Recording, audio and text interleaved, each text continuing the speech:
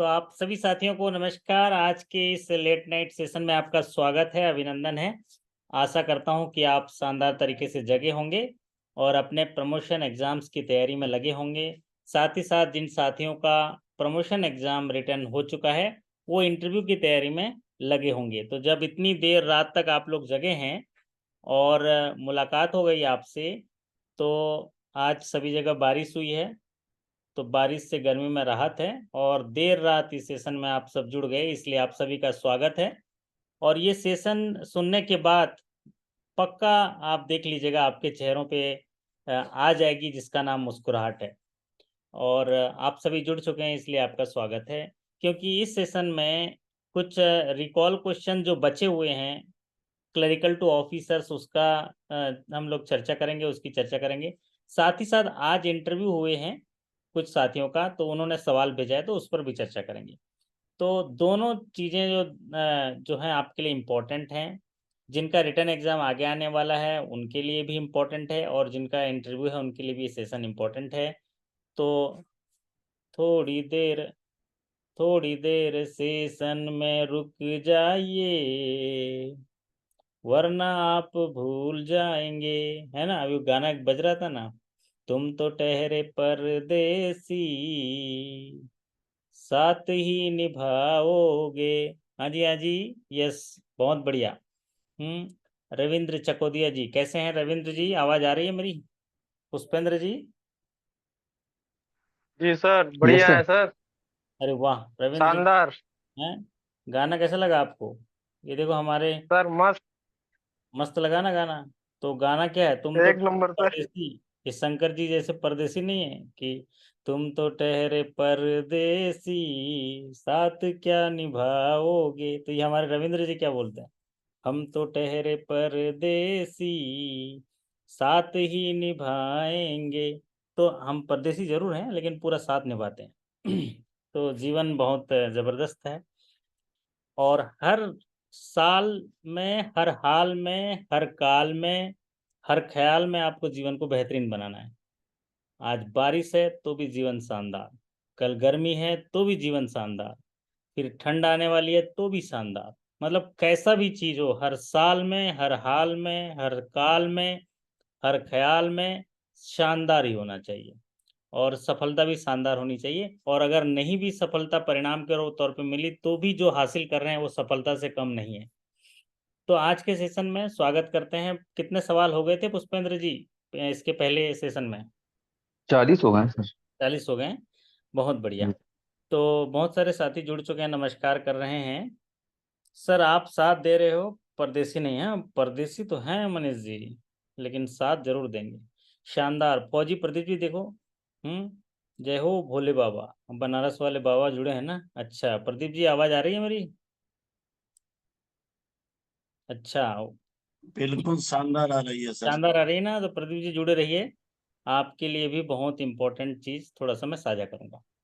तो ये आज छोटे छोटे सवाल यहाँ पर हैं, हम चर्चा कर लेते हैं फटाफट। जैसा कि आज अ, हमारे अमृत विज सर ने 40 सवाल डिस्कस किए, उस 40 सवाल से आपको आइडिया हो गया होगा कि कितने सवाल हमने सही बनाए, और अभी बचे हुए 20 सवाल हम लोग यहाँ हल करेंगे। तो आइए, सवाल नंबर 48 यहाँ पर आपकी स्क्रीन पर है, और सवाल को पढ़ेंगे। रविंद्र चकोतिया जी, सवाल जरा पढ़िए फटाफट, साथ दीजिए मेरा साथ। अभी तो गाना बढ़िया सुने हो, साथ निभाने वाला, तो साथ दीजिए जरा। सवाल क्या, पढ़िए जरा। Sir, maximum time frame for collection of cheque drawn on state capital major cities other than location are days respectively. थोड़ा हिंदी में समझा सर दीजिए। Maximum sir maximum time frame पूछा है collection of cheque drawn by state drawn on state capital major cities. Okay, तो इसमें सवाल ये पूछा गया था कि मेजर सिटी और स्टेट कैपिटल छोड़ के बाकी जगह में कितने दिनों में अधिकतम तय समय सीमा में चेक कलेक्शन हो जाने चाहिए। अब चैट बॉक्स में आपका उत्तर चाहिए। सवाल ये पूछा था कि स्टेट कैपिटल और मेजर सिटी को छोड़कर दूसरे लोकेशन में जो चेक कलेक्शन है वो कितने दिनों में हो जानी चाहिए। अब हो ही ना बात ये, बहुत सही है ना? तो चेक कलेक्शन का एक टाइम फ्रेम है, टर्न अराउंड टाइम है।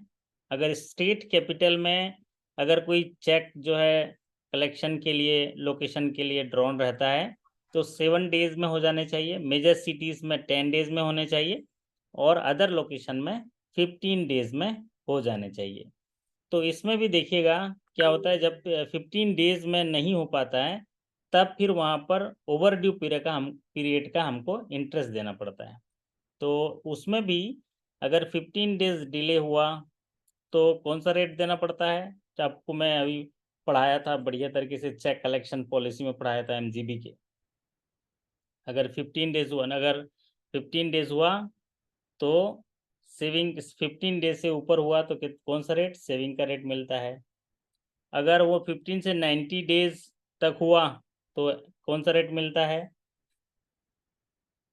90 डेज से हुआ तो एफडी का रेट मिलता है। लेकिन 90 डेज से ऊपर हुआ तो क्या रेट मिलता है, 90 डेज से ऊपर हुआ तो FDR +2। देखिए क्लियरिटी हो गया। और ये 90 डेज से ऊपर वाला भी सवाल कई साथियों के एग्जामिनेशन में पिछले समय आया था कि अगर 90 डेज से ज़्यादा डिले होता है तो कौन सा रेट देंगे, FDR +2। तो ये बात हो गई क्लियर। अब बढ़ते हैं अगले सवाल पर। तो यहाँ पर ये सवाल आया था, ये 15 डेज गलत लिखा है, यहाँ पर 14 डेज सही होगा, है ना। अदर लोकेशन में 14 डेज सही होगा, ये टाइपिंग में यहाँ गलती लिखा गया होगा। तो कितने दिन में ये 14 डेज आया था ना, आपका 14 डेज वाला था मैक्सिमम, ये कि यस सर। 14 डेज है। चलिए अगला सवाल आपकी स्क्रीन पर ये पूछा गया है कि किसी चेक के पीछे अगर कोई पेई साइन कर दे और किसी को भुगतान के लिए आदेश दे दे, ऐसी इस बात को क्या कहते हैं, बताओ। ये तो बहुत ही बढ़िया शानदार सवाल है। If a payee sign the back side of cheque for the negotiation of payment of the cheque amount is called which activity, या किसको क्या बोलते हैं। तो ये देखिए, ये तो आप सभी देखे होंगे। ये सवाल कैसे आया था पुष्पेंद्र जी, बताइए। ये ऐसा ही आया था कि इंडोर्समेंट क्या है ये पूछा था। ऐसे ही लिखा था सर उसमें, लेकिन ऑप्शन एंडोर्समेंट ही था, नेगोशिएशन था ही नहीं। नहीं, निगोशिएशन तो होता नहीं है ना। निगोशिएशन क्या होता है, जी सर। किसी का भुगतान करना निगोशिएशन होता जी। है ना। जी सर। निगोशिएशन मतलब उसको ट्रांसफर करना, उसको बोलते हैं निगोशिएशन, ठीक है। तो सवाल यही पूछा था और ऑप्शन में इंडोर्समेंट था। कई बार जी इंडोर्समेंट सर। पूछ लेता है फिर ऑप्शन में रहता है, लेकिन ज़्यादातर यही पूछता है। जी इफ ए सर।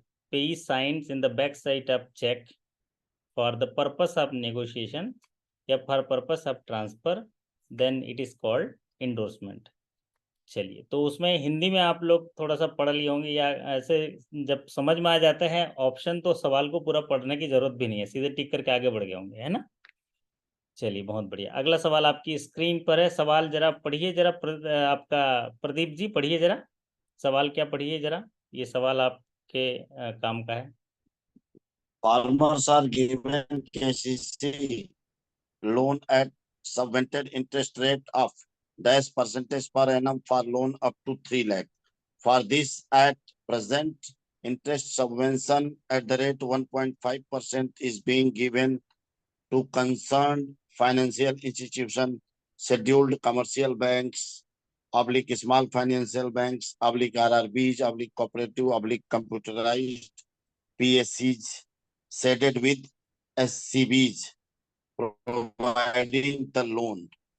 ओके, ये देखिए, ये बढ़िया सवाल पूछा गया कि किसानों को किसान क्रेडिट कार्ड का लोन सबवेंटेड इंटरेस्ट रेट में जो है मिलता है, 3 लाख रुपए तक का लोन। तो कितने % इंटरेस्ट रेट से मिलता है, इंटरेस्ट सबवेंशन जिसमें प्रोवाइडेड रहता है 3 लाख तक का। और वर्तमान में ये जो इंटरेस्ट सबवेंशन है 1.50 की दर से जो है financial institution, commercial bank, RRBs, cooperative, ये जो है आपका इनको मिलता है, या कोऑपरेटिव सोसाइटीज होते हैं इनको मिलता है। तो ये जो है 7% रेट से अगर किसानों को किसान क्रेडिट कार्ड देते हैं 3 लाख रुपए तक, तो इंटरेस्ट सबवेंशन मिलता है 1.5% फाइनेंशियल इंस्टीट्यूशन को। तो ये आपके जानकारी के लिए बहुत अच्छा है। अगर इंटरव्यू में जैसे ज़्यादातर ये सवाल पूछे जा रहे हैं तो इसको अच्छे से आप बता सकते हैं। सर, भारत एक कृषि प्रधान देश है और ज़्यादातर हमारे जो फाइनेंस हैं ग्रामीण एरिया में वो किसानों को किसान क्रेडिट कार्ड के रूप में दिया जाता है। तो इसके लिए भारत की महत्वाकांक्षी योजना है वो इंटरेस्ट सबवेंशन की सुविधा दी जाती है। ऐसे फाइनेंशियल इंस्टीट्यूशन या बैंक जो किसानों को 3 लाख रुपए तक का ऋण 7% की दर से प्रोवाइड कराते हैं, तो ऐसे बैंकों को 1.50% का इंटरेस्ट सबवेंशन सरकार एक्स्ट्रा देती है, क्योंकि वो किसानों से 7% ले रहे हैं, तो कम ब्याज दर पर किसानों को फाइनेंस मुहैया करा रहे हैं, इसलिए सरकार क्या करती है, उनको इंटरेस्ट सबवेंशन देती है। साथ ही साथ महोदय, इसमें अगर कोई किसान समय पर चुकता कर देता है तो उसको 3% का और सबवेंशन मिलता है उस फार्मर को। तो हम लोग फार्मर को जागरूक करते रहते हैं। तो इस तरह से आप थोड़ा सा बता देंगे तो उनको कॉन्फिडेंट आ जाता है। आज भी इंटरव्यू लेने वाले और देने वाले दोनों साथियों से बात हुई, तो उन्होंने कहा कि हम 1-2 सवाल पूछने के बाद जान लेते हैं कि इसमें कितना पोटेंशियल है, फिर उसके बाद हम लोग अंदर फाइल जाते हैं, और जब शुरू में ही आभास हो जाता है तो फिर उसका जो है हम लोग डिसाइडेड फैक्टर आ जाता है, ऐसा कह रहे थे। तो अगर आपका पहले सवाल का आंसर अगर इस तरह से सधा हुआ होगा तो बहुत ही अच्छा होगा, और प्रैक्टिस करते करते भी आपको आ जाएगा। चलिए अगला सवाल आपकी स्क्रीन पर, यहाँ पर सवाल थोड़ा ये पढ़ेंगे। पुष्पेंद्र जी सवाल पढ़िए जरा, और आप बताइए कैसे आया था ये सवाल। What is the notice period for bank branch closing / shifting? तो सेम टू सेम ऐसे ही आया था। हाँ सर, उसमें शिफ्टिंग की जगह इन्होंने कम्युनिकेशन वर्ड यूज किया था, बाकी सेम अच्छा, क्वेश्चन था। ओके। और ऑप्शन क्या क्या थे? सर 30 लगाया, पूरे ऑप्शन तो नहीं पड़े उसमें। ओके, सही लगाया आपने। अगर प्लेन क्वेश्चन ऐसे आया तो 30 ही सही होता, 1 मंथ या 30 डेज भी सही होता है। बंद करने से पहले प्रियोर 30 डेज नोटिस जो है वो देना चाहिए। लेकिन इसका अगर क्लेरिफिकेशन देखेंगे तो ऐसी जगह जहाँ पर दूसरे बैंकों की शाखाएं हैं तो वहाँ पर 1 महीना के अंदर या 30 डेज में नोटिस देना है, और जहाँ पर बैंक नहीं है वहाँ पर 2 मंथ्स या 60 डेज का नोटिस देना है। लेकिन अगर सीधे पूछा जाए जैसा कि सवाल है तो 30 डेज आपका सही होगा। क्यों? क्योंकि 30 डेज मिनिमम नोटिस देना ही देना है, इसका मतलब ये हुआ, है ना। चलिए अब बात करते हैं अगले सवाल पर। अगला सवाल आपकी स्क्रीन पर ये है। ये सवाल जरा पढ़िए मनीष जी। मनीष जी ये सवाल कैसा आया था बताइए जरा। एज पर बीसी पॉलिसी नहीं, ये सर बीसीपी क्वेश्चन तो पॉलिसी। बीसीपी पॉलिसी हाँ, सर ये क्वेश्चन मेरे को खुद समझ में नहीं आ रहा सर। नहीं, मैं बता रहा हूँ कि एक बिजनेस कंटिन्यूटी प्लान का जो है भारत सरकार जो है उन्होंने कहा है कि बिजनेस कंटिन्यूटी प्लान पॉलिसी होनी चाहिए ऐसे कंडीशन में जहाँ डिजायर मतलब जहाँ पर प्राकृतिक आपदा आ जाता है ना, और पूरा सिस्टम खराब हो जाता है, तो बैंक का ऐसा क्या कदम है कि डिजास्टर आ गया, आपदा आ गया, तो बैंक को फिर से खड़ा करना, ऑपरेशन को फिर से चालू करना, उसकी पॉलिसी होती है बीसीपी पॉलिसी। आगजनी की घटना हो गई, कोई सा वारदात हो गया जिसका बियॉन्ड कंट्रोल है ह्यूमन पे, तो ऐसे कंडीशन पे बिजनेस कंटिन्यूटी प्लान के लिए पॉलिसी बनाई जाती है, जिसकी यस क्वार्टरली यस सर, बैठक क्वेश्चन होती है। याद आ गया। याद आ गया? बोलिए। यस सर, क्वेश्चन ये था कि यदि किसी भी रीजन से बिजनेस डिसकंटिन्यू होता है तो किस प्रभार पे चार्जेस कम करके बिजनेस को कंटिन्यू किया जाना चाहिए। हाँ, ये सही है। तो जब भी ऐसा होता है तो वो कैपिटल लग जाता है, क्योंकि मान लीजिए आपका कोई प्राकृतिक आपदा आ गया, बिल्डिंग चली गई, है ना, तो उसमें जो है क्या आंसर ये आया था, आंसर इसमें क्या क्या ऑप्शन था? कैपिटल। आंसर था कैपिटल भी था सर। हाँ, हाँ, कैपिटल था। जो उसमें क्या, और मैं हाँ, सर इन्वेस्टमेंट और प्रॉफिट, ये आंसर इन्वेस्टमेंट भी क्वेश्चन था, ऑप्शन प्रॉफिट था। भी था। अच्छा, तो इसका जो आंसर होगा वो कैपिटल होगा। क्या होगा? कैपिटल होगा।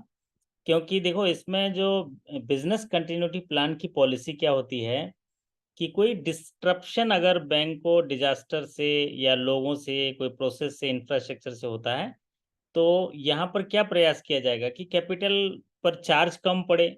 अदरवाइज ये घटना घटित होगी तो क्या होगा मनीष जी बताइए? कैपिटल ही जाएगा ना, है ना, yes sir, capital. Yes sir, yes sir. इसीलिए और ये जो बिजनेस कंटिन्यूटी प्लान है, ऐसी कंडीशन आने पर आपका बिजनेस कितनी जल्दी रिज्यूम हो पाए, बिजनेस प्रोसेस कितना जल्दी रिकवर हो पाए, तो इसके लिए आप लोग करना है। तो इसके लिए आपके शाखा में क्या किया जाता है, रेकी की जाती है या डेमो किया जाता है, अच्छा मॉक ड्रिल किया जाता है। ठीक है पुष्पेंद्र जी, क्या किया जाता है, मॉक ड्रिल किया जाता है। Mock drill. जैसे वो मिलिट्री में करते हैं ना मॉक ड्रिल, तो इस तरह का मॉक ड्रिल किया जाता है, उसकी वीडियो शूटिंग की जाती है, फिर उसको जो है उसको किया जाता है। एक आध दिन जो मॉक ड्रिल हम करते हैं उनको भी सेशन में लेके आऊँगा एक दिन, तो उनसे चर्चा करेंगे इसमें कैसे कैसे वो करते हैं, तो सीखने भी मिलेगा हमको और हमें भी करना चाहिए वैसे। तो यहाँ पर ये कैपिटल को कम करने का प्रयास किया जाएगा। अगला सवाल आपकी स्क्रीन पर है, सवाल जरा पढ़ेंगे। लोकेश जी सवाल पढ़िए, तो दिख रहा है आपको? जी सर। पढ़िए। What interest rate is available on the amount transfer to DIF fund of RBI? हाँ, क्या मतलब हुआ कि अगर कोई राशि डीप फंड में चला गया तो उसको आरबीआई से कितना परसेंट इंटरेस्ट मिलता है। जी सर। ठीक है, तो क्या उत्तर लगा के आए आप? 3%। 3%, है ना। पहले ये 3.5% था, अब ये 3% हो गया, इसके पहले 3.5 था। अब कोई फंड डीप में तब चला जाता है जब 10 साल तक कोई लेन देन ना हो, तो डीप में चला जाता है ना। डीप जो है एक फंड है जो आरबीआई में मेंटेन होता है, depositors education and awareness fund बोलते हैं।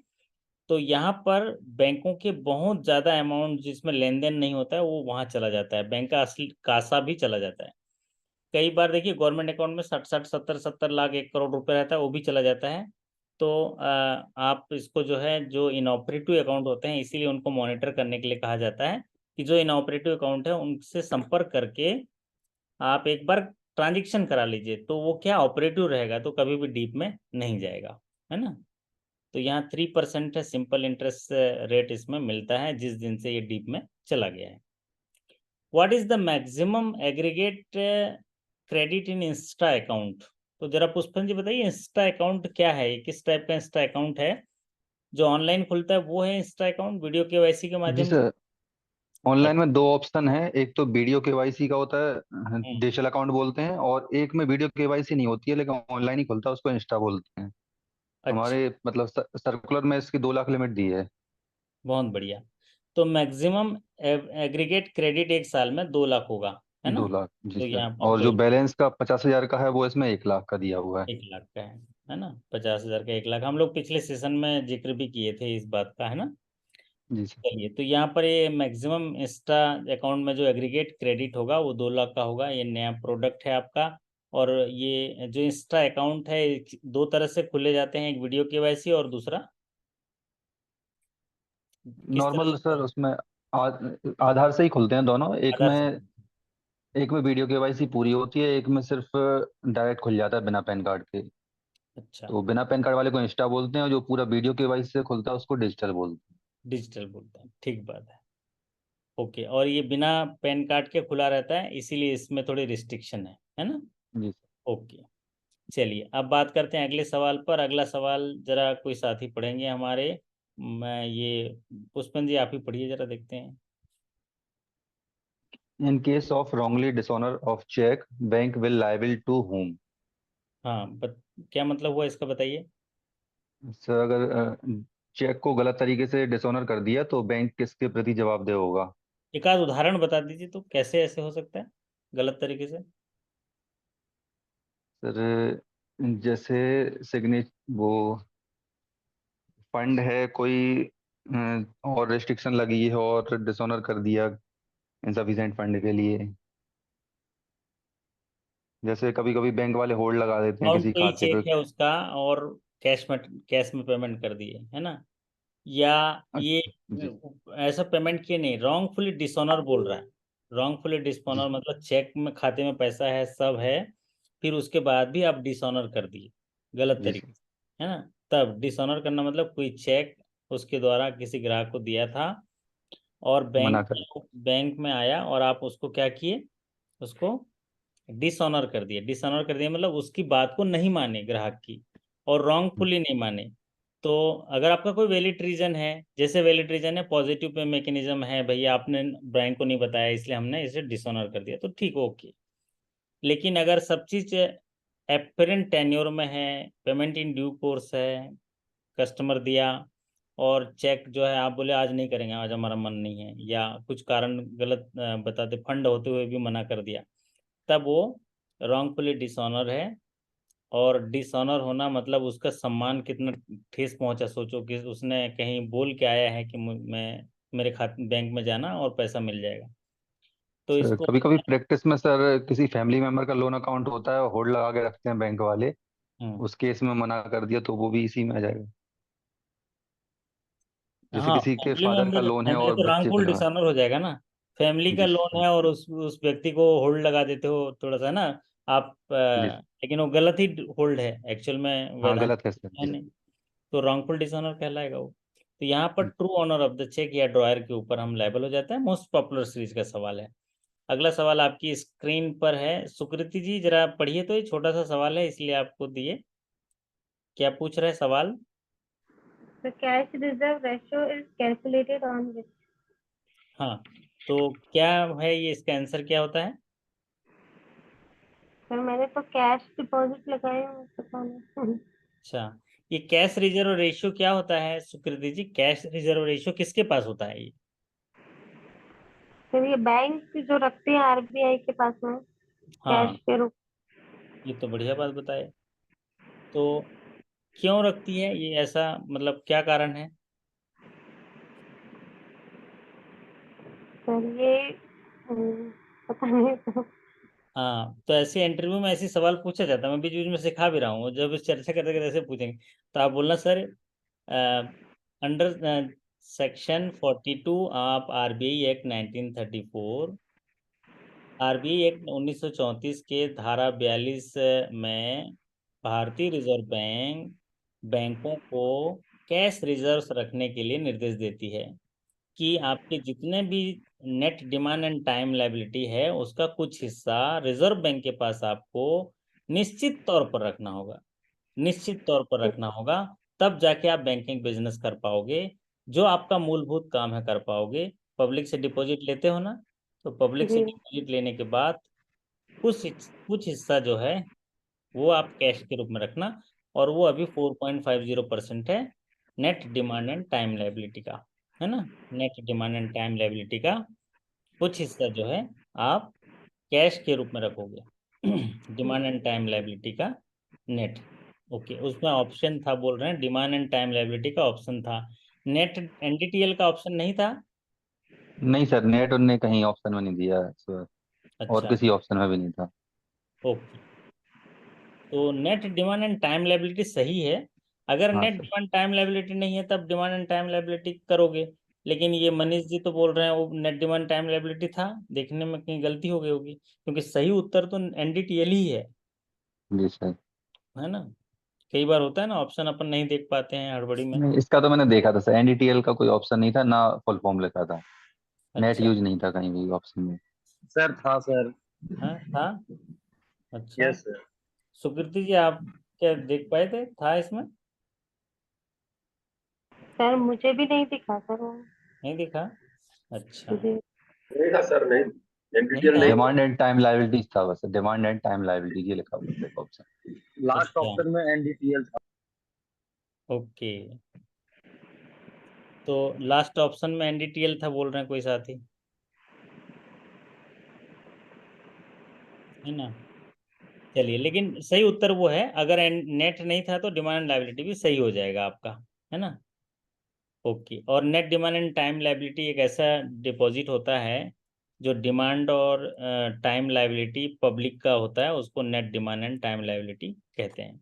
और यहाँ पर जो डिमांड एंड टाइम लायबिलिटी में अगर आप बोल रहे हैं नेट नहीं रहेगा, तो फिर उसके बाद demand and time liability he most appropriate होगा, सही होगा। चलिए, और ये परसेंटेज वगैरह तो नहीं पूछा था ना, किस अमाउंट का ही पूछा था वो। सिर्फ ओके, यही पूछा था। Okay.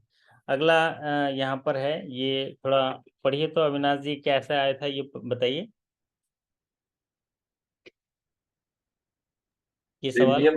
Premium of DICGC coverage is paid by whom? ऐसे सिंपल आया था कि थोड़ा लंबा घुमा के दिया था? नहीं, थोड़ा लंबा था सर, वो लंबा ये था। था। ओके इसमें बैंक आंसर था, बैंक पे करेगी प्रीमियम। ओके, कितना कितना प्रीमियम होता है अविनाश जी इसका?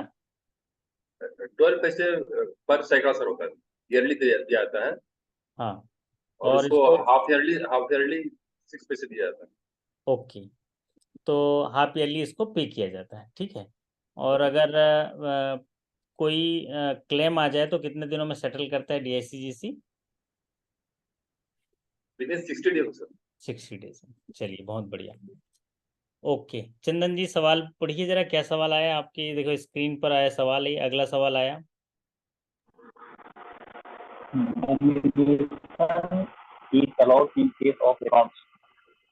नॉमिनेशन का ये सवाल बहुत बार आ रहा है कि नॉमिनेशन जो है कौन से अकाउंट में अलाउड है। और अभी नॉमिनेशन से जुड़ा हुआ काफ़ी सवाल इंटरव्यू में पूछ रहे हैं कि नॉमिनेशन क्या होता है। नॉमिनेशन जो है वो मतलब दूसरे अकाउंट में क्यों नहीं होता है। जैसे कंपनी के अकाउंट है, ट्रस्ट का अकाउंट है, तो ऐसे ये भी पूछ रहे हैं सवाल। तो नॉमिनेशन को समझिए, नॉमिनेशन का मतलब ये है हम ऑपरेट करते हैं ग्राहक का खाता। ग्राहक का खाता ऑपरेट करते हैं मतलब ग्राहक भगवान है, ग्राहक जैसा बोलेगा वैसा करेंगे। सुकृति जी जैसा है, यहाँ बैंक में काम कर रहे हैं, या हमारे रविंद्र जी काम कर रहे हैं, पुष्पेंद्र जी, तो ये अपने मन से कुछ नहीं कर सकते। ग्राहक बोल रहा है पैसा दो, जी मालिक पैसा देते हैं। ग्राहक बोल रहा है पैसा मत दो, नहीं देंगे, रोक दिए पैसा। मतलब पूरा पूरा इंस्ट्रक्शन हम पालन कर रहे हैं ग्राहक का। क्यों? हम हैं एजेंट, वो है प्रिंसिपल, ठीक है। तो ट्रस्टी बेनिफिशियरी भी है, अलग अलग जैसा संबंध देते हैं वैसा होता है। अब हमारे पास दिक्कत ये आती है कि एक व्यक्ति ग्राहक है हमारा, हमें एक बात आता है कि भाई अभी जिंदा है तो आदेश दे रहा है भैया, जब खत्म हो गया तो कैसे करेंगे, है ना पुष्पेंद्र जी? खत्म हो गया तो कैसे करेंगे? तो इसीलिए ग्राहक बंधु से हम रिक्वेस्ट करते हैं, ग्राहक बंधु आप जीते जीते बता दीजिए कि कल अगर आप नहीं रहे तो ये पैसा हम किसको दें, बता के जाइए, ताकि हमको असुविधा ना हो। आपका पैसा आप जिस परिजन को बोले Playing उस all परिजन songs shuffled. को स्टार्ट हो गया ये।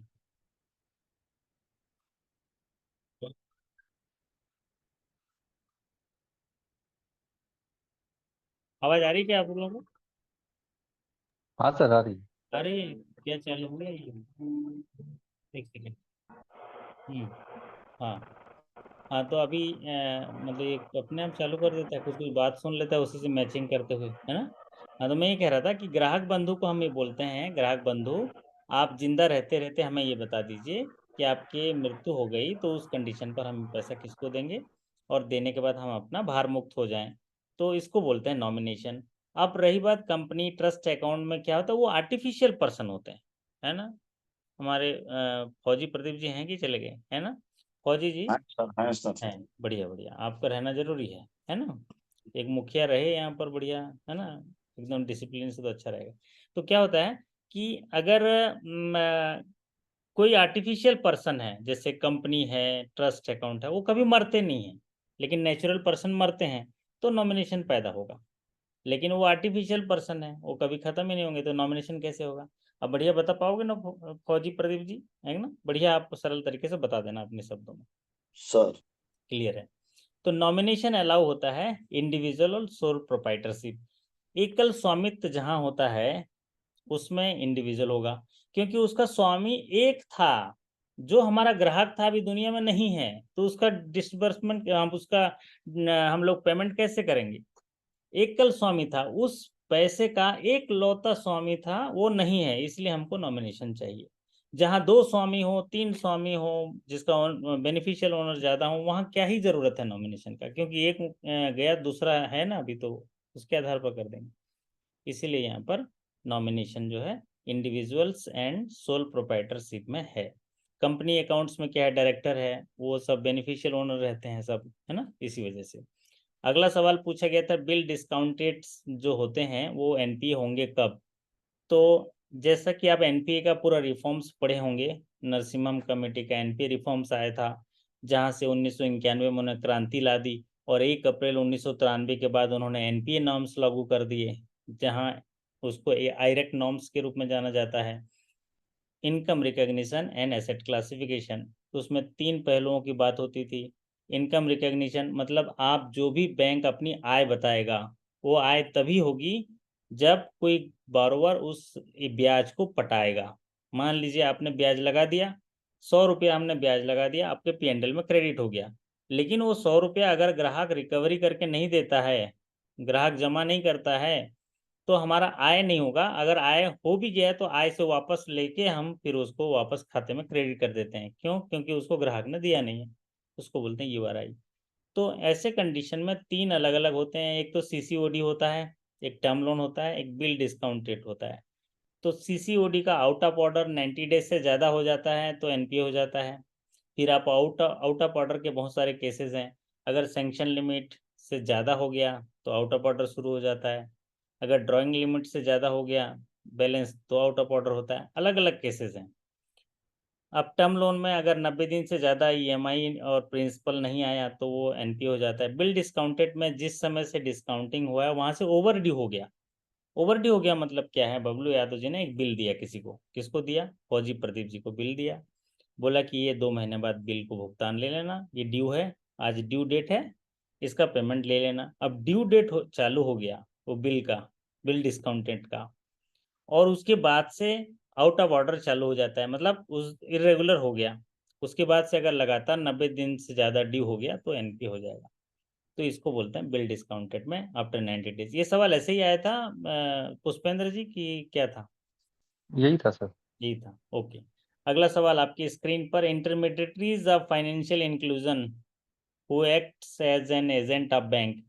तो ये सवाल पॉपुलर सीरीज का सवाल है कि एक समाज में हम लोग फाइनेंशियल इंक्लूजन फैला रहे हैं देश के विकास के लिए, ऐसे में कौन व्यक्ति है जो बैंक के एजेंट के रूप में इंटरमीडिएटरी मतलब दोनों को जोड़ता है, बैंक और ग्राहक के बीच में फाइनेंशियल इंक्लूजन का इंटरमीडिएटरी है और सारी सेवाएं प्रदान करता है, उसको बोलते हैं बिजनेस कॉरेस्पोंडेंट।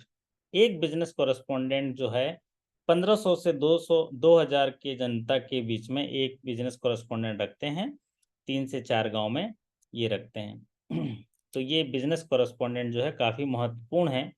आने वाले समय में तो और महत्वपूर्ण हो जाएंगे क्योंकि माइक्रो फाइनेंस भी स्टार्ट होने वाला है उनको। तो आप देखिएगा उनके पास अभी क्या है, रेपुटेशनल रिस्क है, फ्रॉड है, तो सिस्टम ईजाद हो रहा है।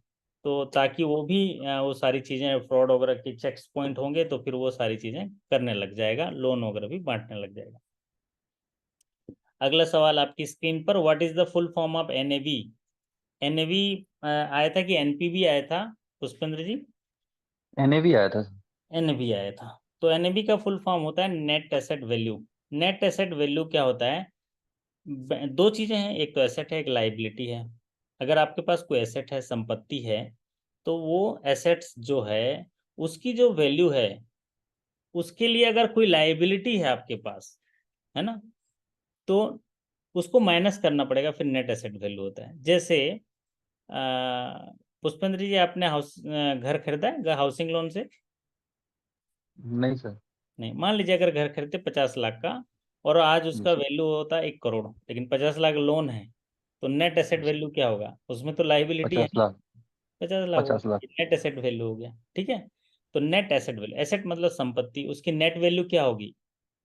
भाई उस पर तो मान लीजिए पूरे पूरे लोन है तो उसकी एसेट की वैल्यू ही नहीं है आपके लिए, है ना, तो आप उस नेट एसेट वैल्यू को कैसे यूज करेंगे? इसलिए अगला सवाल सर है, ये शेयर मार्केट में ज्यादा आता है ना सर? हाँ शेयर मार्केट्स में, फिर डिवाइडेड बाई शेयर्स भी करते म्यूचुअल होंगे, फंड में होता है। है म्यूचुअल फंड में होता है। ठीक है, एक एग्जांपल मैंने आपको बताया, जी। बाकी ये लिंक्ड रहता है शेयर मार्केट में। ठीक है, ओके। अब यहाँ पर देखिए एक सवाल ये आया था, ये जरा सवाल पढ़िए जरा पुष्पेंद्र जी, और थोड़ा बताइए किस तरह का सवाल आया था। सर ये एक प्रकार का ईमेल जो इन्फेक्शन के वार्निंग सिग्नल देता है। अब उसमें सर हाँ ये थोड़ा, ना तो उसमें कहीं ये लिखा था कि मॉल प्रैक्टिस करता है या इनवैलिड देता है या फॉल्स सिग्नल देता है, लेकिन पूछना वो यही चाह रहा था। उसमें एक हॉक्स ऑप्शन था और एक फायरवॉल था, तो फायरवॉल तो होगा नहीं इसका, हॉक्स ही होगा। अच्छा, क्या आया था? फॉक्स आया था? हॉक्स, HOAX फॉक्स, ऐसा। ओके। और एक पैच था, एक और था कोई ऑप्शन। ओके हाँ गेटवे था सर, गेटवे, पैच, फायरवॉल और हॉक, 4 ऑप्शन थे। ओके। तो क्या होता है जब भी कोई वायरस आ जाता है ना, तो आप जैसे घुस जाता है तो उसके बाद ना बार बार मैसेज देने लग जाता है, ये इन्फेक्टेड हो गया, ये फाइल इन्फेक्टेड हो गया, वार्निंग सिग्नल्स देता है। तो उसमें आपका जो है वार्निंग सिग्नल में, अब इसको क्या इस तरह से देखें, गूगल में अगर करके आप देख लेना जरा एक बार, या आपकी आईटी पॉलिसी में जिक्र किया होगा, आईटी पॉलिसी एक बार देख लीजिएगा। हॉक्स लिखा है सर, सिक्योरिटी पॉलिसी में यूज हुआ है, एक जगह हॉक्स है हाँ, वहाँ पे, हॉक्स है ना। डेफिनेशन में दी हुई। जी सर। ओके। तो यहाँ पर एक बार आईटी पॉलिसी देखना पड़ेगा एक बार, है ना, आईटी जी पॉलिसी। सर। कि क्या बोलता है उसमें लैंग्वेज, क्योंकि टर्म्स क्या यूज़ किया है इसको देखना पड़ेगा। और एक कंप्यूटर HOAX हॉक्स बोलते हैं, एक्चुअल में ये मैसेज वार्निंग है वायरस का। आप देखे जी होंगे आपके मोबाइल में तो नहीं, कंप्यूटर में वायरस आने लगा तो ये वायरस हो सकता है, वार्निंग देता है ना, ये वायरस हो सकता है, ये डिस्टर्ब कर सकता है, ये आपकी इन्फेक्ट कर सकता है। उसको हॉक्स वार्निंग कहते हैं, वायरस वॉक्स कहते हैं। ये वायरस वॉक्स क्या है, एक तरह का मैसेज वार्निंग है। मैसेज वार्निंग है ताकि जो है आपको वायरस थ्रेट का सामना करना पड़ सकता है। और ये मैसेज जो है एक चैन ईमेल की तरह आता है, और वो जो है फॉरवर्ड होता रहता है, पॉपअप विंडो आता रहता है। इसको बोलते हैं वायरस हॉक्स। तो आपने वो लगाया है हॉक्स में इसको? ज़्यादातर लोग नहीं फायरवॉल सर, लगा देते हैं। फायरवॉल लगा दिया सर। ओके। तो ये एक्चुअल में HOAX है, हॉक्स। उसमें अगर सर मॉलिशियस या इनवैलिड कुछ लिखा होता तो एक बार डाउट भी होता, और हम्म। देखते ही फायरवॉल लगा के आगे बढ़ गई। हाँ, इसमें चूंकि वार्निंग सिग्नल मैसेज की बात कह रहा है तो वहां पर वो हॉक्स ही है। हॉक्स जी एक सर। कंप्यूटर वायरस हॉक्स होता है, ये एक मैसेज वार्निंग देता है वायरस थ्रेट का। तो ये हॉक्स हॉक्स ही होगा। चलिए अगला सवाल आपकी स्क्रीन पर देखते हैं कि maximum cash payment fix deposit receipt cash counter में कितना कर सकते हैं। यही सवाल सीधा सीधा आया था कि थोड़ा और ट्विस्ट किया था? ऐसा ही था सर, ये तो सिंपल। ऐसे ही था ना। तो ये जो मैक्सिमम कैश पेमेंट कितना कर सकते हैं, ऑप्शन क्या क्या आए थे, ऑप्शन बता दीजिए तो। सर ऑप्शन याद नहीं है सर, 20,000 लगा दिया था सर। 20,000 फिफ्टी लगा दिए। थाउजेंड होगा इसमें। तो 50,000 20,000 तो का होगा ही कहाँ कर इसमें। पाते हैं? 20,000 लेस देन 20,000 लिखा है पॉलिसी में, 20,000 का तो नहीं करते। उसमें सर ऐसे ऑप्शन नहीं थे, सीधा अमाउंट ही अमाउंट लिखा था, लेस वगैरह अच्छा। कुछ नहीं लिखा। तो नॉर्मल अमाउंट थे, 20,000, less fifty than thousand twenty है। थाउजेंड होगा, फिर क्वेश्चन में ही कहीं लेस देन लिखा होगा, हाँ है क्वेश्चन ना। में लिखा होगा। ओके। तो maximum cash payment can be done in cash counter for FDR is less than 20,000। तो लेस देन 20,000 का है वो आप कैश पेमेंट कर सकते हैं। अगला सवाल आपकी स्क्रीन पर, इसमें आंसर भी दिए के रखा है पहले से ही। ये आया था not negotiable instrument, what is not negotiable instrument, है ना। तो जी सर। नॉट नेगोशिएबल इंस्ट्रूमेंट में ऑप्शन क्या क्या आए थे, ऑप्शन क्या क्या था? तो इसमें जो बेटर टाइटल वाला जो डेफिनेशन है वो थी ऑप्शन में। अच्छा, बेटर टाइटल प्राय उसी में सब में रहता है, बेटर टाइटल का। तो नॉट नेगोशिएबल की व्याख्या जो है under section 130 negotiable instrument act 1881 में किया है। नॉट नेगोशिएबल का मतलब ये समझ लीजिए कि एक व्यक्ति जो चेक लेके आया है, पेई है, उसका नाम पेमेंट के लिए लिखा है, वो क्रॉस चेक है, तो उसका जो पेमेंट है उसके अलावा किसी और को नहीं किया जाएगा, वो भी नगद नहीं किया जा सकता। अगर नॉट निगोशिएबल का मतलब ये है कि वो किसी को ट्रांसफर नहीं किया जा सकता। निगोशिएबल का मतलब है किसी को ट्रांसफर करना, तो निगोशिएबल नहीं किया जा सकता है। मान लीजिए कोई पेई है, पुष्पेंद्र खरे जी हैं, पेई लिखा है, पे टू पुष्पेंद्र खरे जी। तो ये वर्ड को पढ़िए, shall not have and shall not be capable of giving a better title to the cheque than which the person from whom he took it. मान लीजिए एक चेक में ऊपर में पुष्पेंद्र खरे लिखा हुआ है, और वो चेक जो है पुष्पेंद्र खरे जी मनीष गुप्ता जी को दे देते हैं। तो क्या मनीष गुप्ता जी उस चेक का भुगतान ले सकते हैं, हाँ या ना, अगर नॉट नो सर, नेगोशिएबल लिखा है तो? नो नहीं सर। लिख सकते। नॉट नेगोशिएबल लिख दिया मतलब वो चेक पुष्पेंद्र खरे जी के नाम का पेई है, तो वही व्यक्ति उसका पेमेंट ले सकता है जिसका नाम पुष्पेंद्र खरे है। shall not be capable of giving a better title to the check। Cheque के जो पेई का जो टाइटल है उससे बेहतर कोई नहीं ले सकता, वही ले सकता है। जिससे लिया है उससे बेहतर ही लेगा। मतलब किससे लिया है? इसको चेक पुष्पेंद्र खरे जी के नाम पे था, पुष्पेंद्र खरे ने दे दिया उसको मनीष गुप्ता जी को और बोला कि ले भाई ऐस कर, लेकिन ये नॉट नेगोशिएबल है। तो मनीष गुप्ता जी नहीं ले सकते, वो थक हार के मनीष गुप्ता जी किससे चेक लिए? पुष्पेंद्र खरे से। लेकिन वो भुगतान पुष्पेंद्र खरे से बेहतर टाइटल को ही होगा, पुष्पेंद्र खरे के टाइटल को ही होगा। मतलब ये है। कुल मिला के फिक्स डिपॉजिट रिसीट जो होते हैं नॉन नेगोशिएबल होते हैं, है ना पुष्पेंद्र जी? फिक्स डिपॉजिट होते हैं रिसीट, MMDC जी सर, बनता है नॉन नेगोशिएबल। डिपॉजिट, है ना, वो नॉन नेगोशिएबल होते हैं। उसका पैसा जो है आप ही को मिलेगा जिसका है। तो ये बात क्लियर है, ज्यादातर यही आता है आपका, है ना। तो ये 57 सवाल जो है हमारे पास हो पाए। 3 सवाल जो है, एक सवाल और किसी साथी ने सुझाया है बट वो क्लियर नहीं था तो ऐड नहीं किया। एक सवाल ये था, ऑडिट पॉलिसी से कोई सवाल आया था, कोई ग्रेड या कुछ आया था, क्या सवाल आया था, सर, कोई साथी बताएंगे? ट्रिपल वी रेटिंग पूछी थी ऑडिट पॉलिसी में से। ट्रिपल वी रेटिंग क्या होता है? तो फेयर रिस्क था उसमें सर। फेयर रिस्क था, ओके। तो ये 58 सवाल हुआ। ट्रिपल बी फेयर रिस्क का मतलब होता है इतना हम लेन देन में फेयर इतना रिस्क लेंगे, इसको हम करेंगे, लोन करेंगे, ऐसा है ना।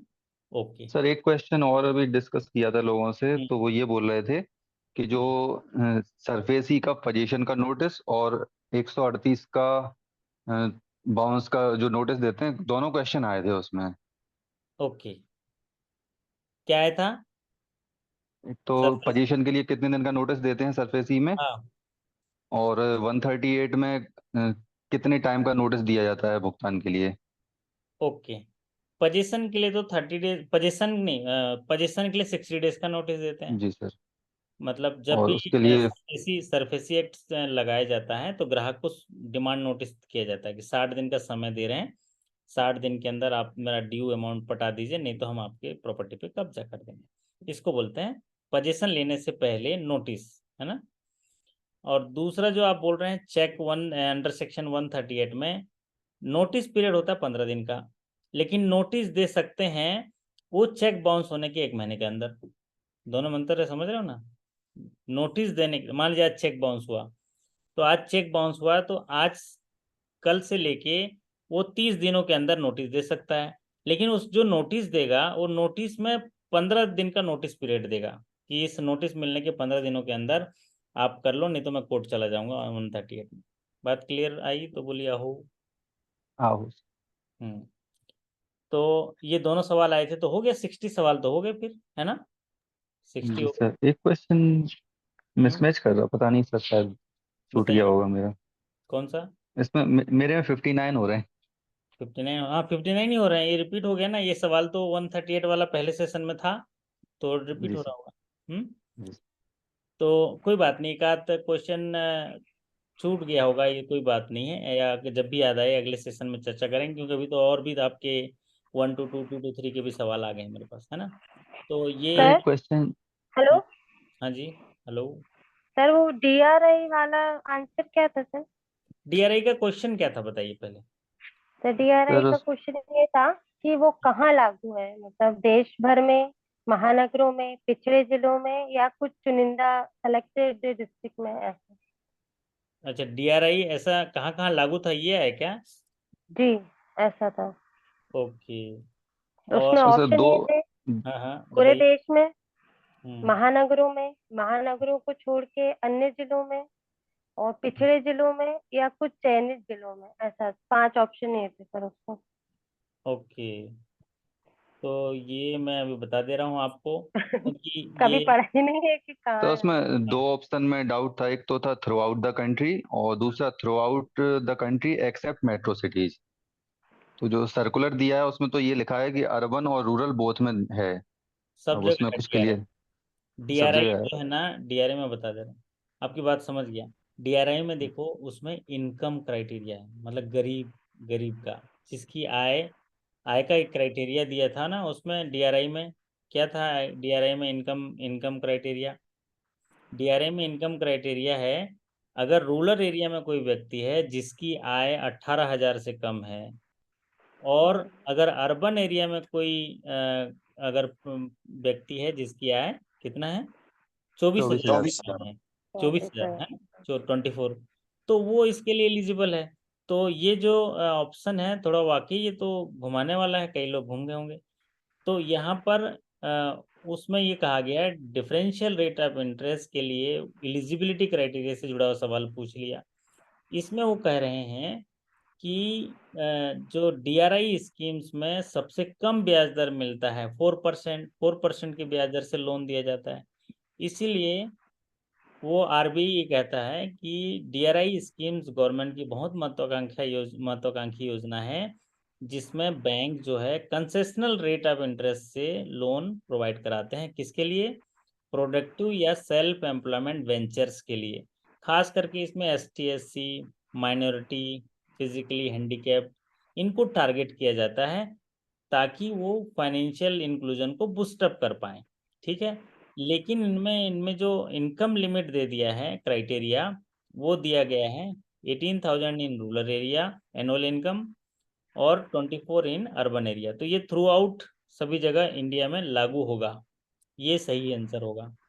और जो मेट्रो एरिया बोला गया है ना, तो आप देखिए अर्बन जो है वो मेट्रो एरिया में वो अर्बन भी आएगा, लेकिन अब वो अर्बन को मान रहा है कि नहीं मान रहा है, उसमें वो है इनकम, क्योंकि मेट्रो को अलग गिना जाता है, अर्बन, फिर सेमी अर्बन, फिर रूरल, और आपका ये आता है, तो मेट्रो छोड़ के हो जाएगा वो।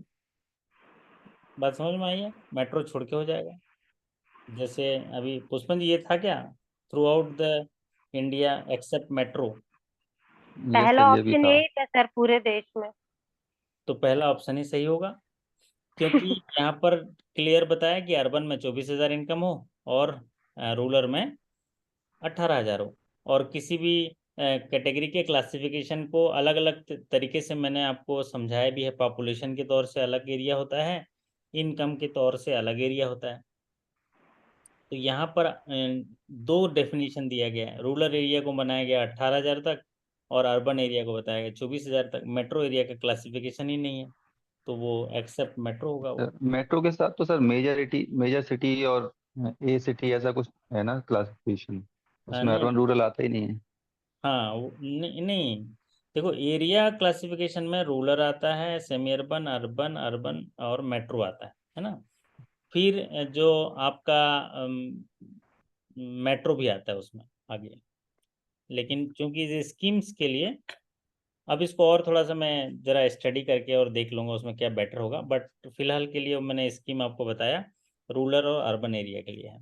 और प्लस इसमें जो डीआरआई में टारगेट भी होता है ना, जितना एसटी एससी है उस पॉपुलेशन एरिया में जितने भी लोन किए जाएंगे उसके 2/3 आपको करना ही करना है। तो जरा ये पढ़िए जरा पुष्पेंद्र जी क्या लिखा है स्क्रीन पर। सर एक क्वेश्चन पर डाउट है धैर्य सर। हाँ हाँ, सर ये बिल्कुल डिफॉल्टर वाला सर इसका आंसर क्या होगा? विलफुल डिफॉल्टर, तो क्या सवाल था? सवाल क्या है? सर बिल्कुल सर डिफॉल्टर कट के ऑफ लिमिट अगेंस्ट। पूछा था, कट ऑफ। हाँ बताइए सुकृति जी, कट ऑफ लिमिट क्या है बताइए। सर कट ऑफ लिमिट बिल्कुल डिफॉल्टर की कि जिसमें आप मतलब लीगल एक्शन ले सकते हैं उसके अगेंस्ट। देखिए विलफुल डिफॉल्टर के लिए क्या है, विलफुल डिफॉल्टर आप किसी को करोगे तो विलफुल डिफॉल्टर कौन है? ऐसे बोरोवर जिनके पास कैपेसिटी तो है पैसा लेकिन वो पटाता नहीं, ऐसे लोग जो अपने पैसे को डाइवर्ट कर दिए हैं, मतलब फुल कैपेसिटी बैंक किसी पर्पस के लिए लिए हैं बैंक से पैसा, लेकिन दूसरी जगह इस्तेमाल किए हैं, साइफंड किए हैं। तो जानबूझ के नहीं पटाना, इसको विलफुल मतलब ऑलरेडी उनका विल है, उनकी इच्छा ही है कि हम बैंक से लोन लेंगे, नहीं पटाएंगे, जबकि वो सक्षम है, तो इनको विलफुल डिफॉल्टर है।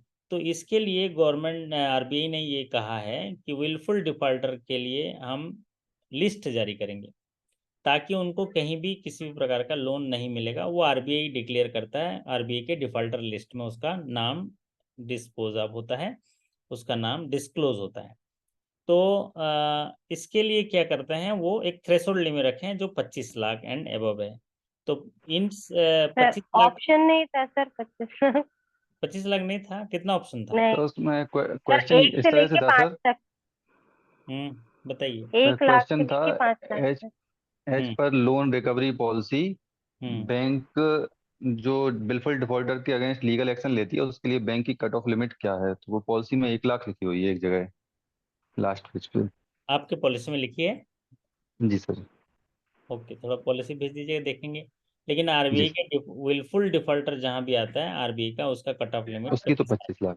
क्यों? क्योंकि वो आरबीआई जो है उसको भेजता है सभी जगह, ठीक है। तो वो 25 लाख एंड अबव है। और इस विलफुल डिफॉल्टर, मान लीजिए 25 लाख और अबव के लोन है, एनपीए हैं, तो उनकी स्टाफ अकाउंटेबिलिटी होती है, उनकी छानबीन होती है। उसके आधार पर अगर वो विलफुल डिफॉल्टर डिक्लेयर करना चाहते हैं तो उसका टाइम फ्रेम भी दिया है 90 डेज। 90 डेज के अंदर ये विलफुल डिफॉल्टर करते हैं। ठीक है, पढ़िए जरा पुष्पेंद्र जी, क्या लिखा है यहाँ पर? धैर्य रखिए, कभी कभी जीवन में कुछ अच्छा पाने के लिए सबसे बुरे दौर से गुजरना पड़ता है। फिर से पढ़िए। धैर्य रखिए, कभी कभी जीवन में कुछ अच्छा पाने के लिए सबसे बुरे दौर से गुजरना पड़ता है। ओके, लेकिन मैं आपको बता रहा हूँ, धैर्य रखिए, कभी कभी नहीं, हमेशा अच्छा पाने के लिए जीवन में सबसे बुरे दौर से गुजरना पड़ता है। मतलब जब भी आप बुरे दौर से गुजर रहे हैं ना, आप अच्छा मिलेगा आपको।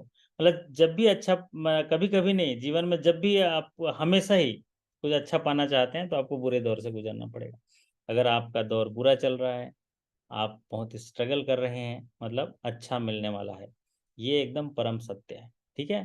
तो आप हमेशा धैर्य रखिए। दो ही चीज़ें हैं आपके लिए इम्पोर्टेंट। एक, आपका क्या है, जैसे हम, हमारे पास कोई बहुमूल्य चीज़ आप मिलती है तो हम उसको संजो के रखते हैं, बहुमूल्य चीज़। तो समय हीरा है। जैसे पुष्पन जी, आपको हीरा मिल जाए तो आप उसको कैसे रखोगे? संभाल के रखेंगे। बहुत संभाल के रखोगे, तिजोरी में रखोगे, बार बार देखोगे यार कहीं है तो नहीं, क्योंकि क्यों, बहुत कीमती है। तो समय जो है वो हीरा है। क्या है? समय जो है हीरा है। हीरा। तो हीरा जो है बहुत कीमती है, ठीक उसी तरह समय कीमती है। ये अवसर मिला है, ये कीमती है। अभी समय पढ़ने का मिला, ये कीमती है। जो भी समय है वो हीरा है, बहुत कीमती है। इसको संभाल के रखना, इसको बर्बाद मत करना। फालतू चीज देखने में बर्बाद नहीं करना, टेलीविजन देखने में बर्बाद नहीं करना। अब देखो, मेरे को टेलीविजन जो देखे ना, 12 साल हो गया, मैं 12 साल हो गया टेलीविजन नहीं देखा हूँ, है ना। तो समय बहुत कीमती है।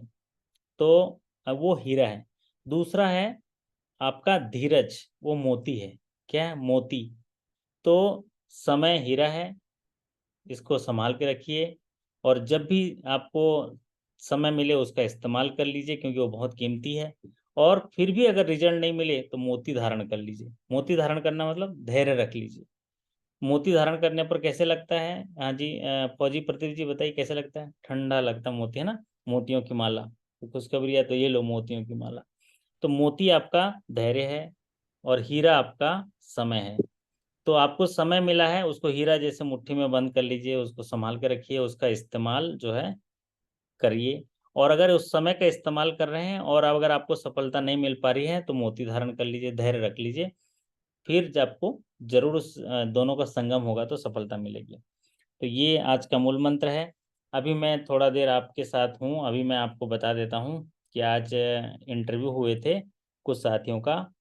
तो वो स्किल 3 का इंटरव्यू था, उनको क्या क्या पूछे, 2 साथियों का इंटरव्यू के क्वेश्चन मेरे पास आए हैं।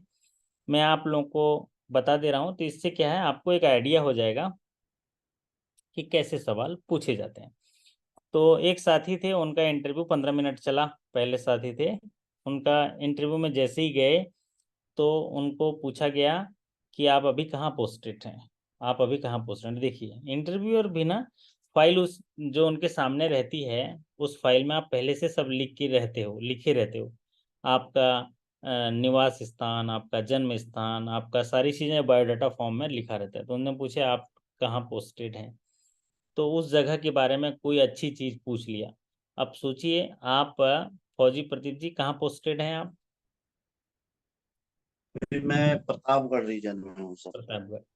तो वहां पर आसपास कोई ना कोई अच्छी चीज होगी, कोई ना कोई अच्छी चीज। सर अगर नहीं भी है तो आपको ढूंढना है। तो कौन सी यहाँ अच्छी पे एक चीज है? मंदिर है, बहुत फेमस मंदिर है सर। हम्म प्रेम मंदिर है। तो मैं काफी आपको सिखा फेमस। रहा हूँ फौजी प्रदीप जी कि जैसे हम सर आसपास जहाँ रहते हैं वहाँ कोई ना कोई एक चीज अच्छी होगी, अगर नहीं भी है तो अच्छी बना लीजिए और उसके बारे में थोड़ा डिटेल लिख लीजिए, ताकि आप 30 सेकंड से लेके 1 मिनट बोलने लायक रह जाएं, है ना। तो जरूरी नहीं कि आप बनारस में हैं तो बनारस में तो बहुत फेमस है ना आपका भगवान महादेव का लिए आप बोल सकते हैं, लेकिन जो छोटी जगह में रहते हैं वहां भी कोई अच्छी चीज होगी उसके बारे में आप खोज लीजिए और थोड़ा सा 30 सेकंड से 1 मिनट तक की उसके बारे में जानने के लिए आप जरूर बता दीजिए। कारण क्या है, जब बैंकिंग में हम रहते हैं तो हम अपने टेरिटरी के बारे में कितना जानते हैं ये जानना चाहते हैं, क्योंकि आप सोचिए एक सेनापति हैं उस इलाके में, आपको उस इलाके के चप्पे चप्पे के बारे में जानकारी होनी चाहिए, चप्पे चप्पे में रहने वाले लोगों के इनकम के बारे में जानकारी होनी चाहिए। तो आपको उस जगह में मंदिर वंदिर के बारे में तो जरूर जानकारी होनी चाहिए। क्यों फौजी प्रदीप जी, क्यों होनी चाहिए मंदिर मंदिर की? सबसे ज्यादा खजाना चढ़ावा वहीं चढ़ता है, ट्रस्ट सर अकाउंट के लिए डिपॉजिट रहता है। आप बिलीव नहीं करेंगे, अभी एक मंदिर का अकाउंट है, आप सोच नहीं सकते इतना डिपॉजिट है वहाँ। 45 करोड़ का एफडीआर कर देंगे, 50 करोड़ का एफडीआर कर देंगे, बताइए। और टैक्स वगैरह सब सारा उनको जो उनको छूट मिलती है गवर्नमेंट से, वो टैक्स वगैरह का वो सारा लगा के उन लोग रखते हैं। तो हमको जानकारी होना चाहिए। तो एज ए फाइनेंशियल इंस्टीट्यूट में काम करने की वजह से अगर आप अपने टेरिटरी के बारे में नहीं जान रहे हैं तो आपसे क्या अपेक्षा की जाएगी, आप सोच लीजिए। तो आपको, जैसे अभी मैं यहाँ फौजी प्रदीप जी से पूछूंगा, आपकी ब्रांच का क्या नाम है फौजी प्रदीप जी? गीता नगर में पोस्टेड हूँ मैं सर। नगर है। आपकी फिर ब्रांच में कितने विलेजेस एसोसिएटेड हैं? आपका सर्विस एरिया कितना किलोमीटर का है? सर्विस एरिया करीब 4 किलोमीटर सर है। ओके, और लगभग 12 या 13 गांव है सर, कंफर्म नहीं है, इसको ठीक है, कंफर्म तो मैं इसको कंफर्म। कंफर्म हो जाइएगा, वहां पर सर अपने को ऐसे शायद ये वर्ड यूज नहीं करना है। बोलिए सर, सर मेरे ब्रांच का नाम है प्रतापगढ़ ब्रांच है, मेरे ब्रांच का सर्विस एरिया जो है आज 4 या 8 किलोमीटर कम हो रहा है, 10 से 15 किलोमीटर का एरिया होता है, थोड़ा देख लीजिएगा, है ना। सर आठ एक्चुअली में यहाँ पे 5 किलोमीटर पे बीरापुर है, इधर 5 किलोमीटर फतनपुर है, सुबंसा है। 4-5 किलोमीटर के तो दायरे में ही काफी ब्रांचेज हैं। आपकी बैंक की ब्रांचेस हैं तो सर्विस एरिया कम होगा, फिर ठीक है, आई एग्री। सर तो उसमें बोलिएगा कि 10 गांव हैं सर, 10 गांव की जनसंख्या 1 लाख के लगभग जनसंख्या है, या 10 गांव की जनसंख्या 30-40 हज़ार होगा या 25 हज़ार होगा, ऐसे करके जनसंख्या एक गांव में मान लीजिए 4 हज़ार है तो 10 गांव में 40 हज़ार, 40 हज़ार जनसंख्या है। और वहाँ पर हम लोग जो है ग्रामीण एरिया में अपने शाखाओं के माध्यम से वित्तीय सेवाएं दे रहे हैं। इसमें साथ ही साथ आपको ये भी जानना होगा, जब आपके सर्विस एरिया में 40 हज़ार लोग रहते हैं तो वो पूछ सकते हैं कि भाई आपके यहाँ कितने खाते हैं।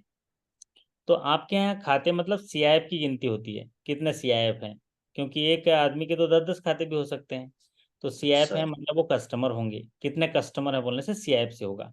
अकाउंट बोलने से अकाउंट ज़्यादा भी हो सकता है, क्योंकि एक सीआईएफ में 10-10 अकाउंट भी हो सकते हैं। तो ये थोड़ा सा आप रफ एरिया जो है आप देख लीजिएगा और ज़रूर जानना चाहिए।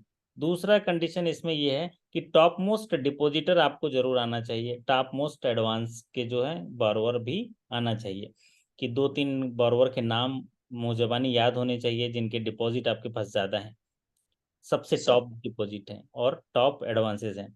क्यों? क्योंकि भाई हमें तो तहे दिल से उनका धन्यवादी होना है कि हमारे बैंक पर भरोसा करके टॉप मोस्ट डिपॉजिटर हैं। उनको सर हम मीटिंग में बुलाना चाहिए, उनकी राय लेनी चाहिए, सुझाव लेना चाहिए, उनका फीडबैक लेना चाहिए और उनकी मार्केटिंग भी करनी चाहिए। तो क्या जो व्यक्ति अपने जीवन का सारा बहुमूल्य कमाई और ज़्यादातर हिस्सा आपके यहाँ रख दिया है, तो कुछ तो अच्छा लगा होगा ना उसको, आपके बैंक से जुड़ाव होगा, या क्या अच्छा सोच के इसको फीडबैक लेके दूसरों को आपको इम्प्लीमेंट करने की कोशिश करना चाहिए। तो उनसे पूछा गया वेयर पोस्टेड और उसके इलाके के बारे में कोई अच्छी चीज़ बताइए। तो आप इसके लिए 1 या 2 जगह ऐसा छांट के लीजिए, हर जगह में रहता है। दूसरा उनसे पूछा गया आपके एरिया में बताइए कि क्या चीज अच्छा ज्यादा उत्पादन किया जाता है, उत्पादन की बात की है, उत्पादन क्या होता है? तो आपके यहाँ क्या होता है उत्पादन फौजी? प्रतापगढ़ में आंवला का उत्पादन ज्यादा होता है सर।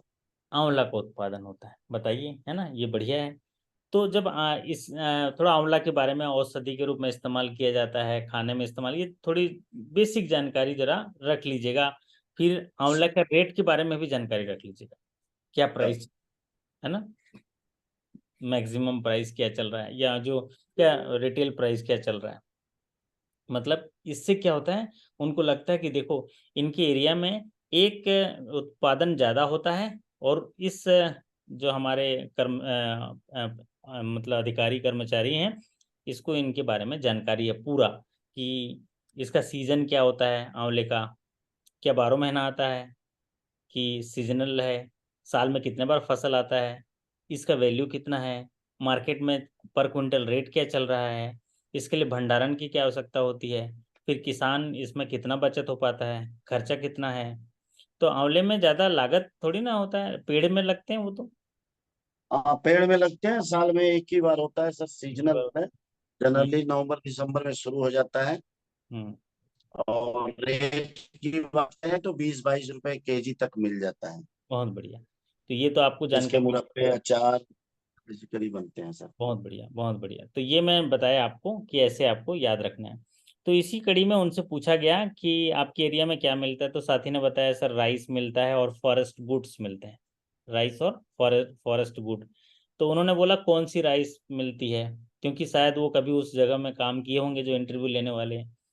तो उसने ठीक से बता नहीं पाए, तो वो फिर अपनी तरफ से बताए वो कि नहीं ये राइस बनता है वहाँ पर, ऐसा ऐसा करके। फिर उनसे सवाल पूछा गया, एनआई एक्ट 85 किससे जुड़ा हुआ है। एनआई एक्ट में एक प्रोटेक्शन मिलता है ना, सेक्शन 85 में। 85 के तहत सर ये डीडी से रिलेटेड है, हाँ, डिमांड ड्राफ्ट। डिमांड ड्राफ्ट से रिलेटेड है। तो उसके बारे में पूछा गया उनसे। तो ये कि सेक्शन 85 जो है किसको डील करता है, और वो जो है ये discharge payment in due course अगर किया है तो उसमें एक प्रोटेक्शन मिलता है डीडी के केस में। तो उसके बारे में पूछा। फिर उन्होंने पूछा पेमेंट इन ड्यू कोर्स क्या है, पेमेंट इन ड्यू कोर्स क्या है, एपरेंट टेन्योर क्या है, एपरेंट टेन्योर क्या है। जो एनआई एक्ट के पेमेंट इन ड्यू कोर्स क्या होता है, शाखा टाइम में आए, सब चीज़ ठीक है और आपने पेमेंट किया, पे सही लिखा है, कोई मटेरियल अल्ट्रेशन नहीं है, तो ये पेमेंट इन ड्यू कोर्स है। तो ये पूछा। फिर उसने पूछा कि एपरेंट टेनोर क्या है ना। तो एपरेंट टेनोर क्या है बताइए। सॉरी सर, नाम ही नहीं सुने। Print tenure. तो पेमेंट ड्यू कोर्स का ही एक हिस्सा है, कि अगर कोई चेक अगर भुगतान करने के लिए आते हैं, तो जो निगोशिएबल इंस्ट्रूमेंट होता है या जो चेक होता है, उसका पेमेंट हम गुड फेथ में करते हैं। तो पेमेंट इन ड्यू कोर्स का मतलब ये होगा, एक उदाहरण के तौर पे आपको समझा दे रहा हूँ, कि निगोशिएबल इंस्ट्रूमेंट या चेक का भुगतान जो है हम तभी डिस्चार्ज करेंगे जब वो ड्यू होगा। ठीक, ये उदाहरण के तौर पर एक फिक्स डिपॉजिट है और ग्राहक का आदेश है कि उसको मैच्योरिटी पे भुगतान करना, तो मैच्योरिटी पे भुगतान होगा इस निगोशिएबल इंस्ट्रूमेंट एक्ट का। इसको बोलते हैं payment due course.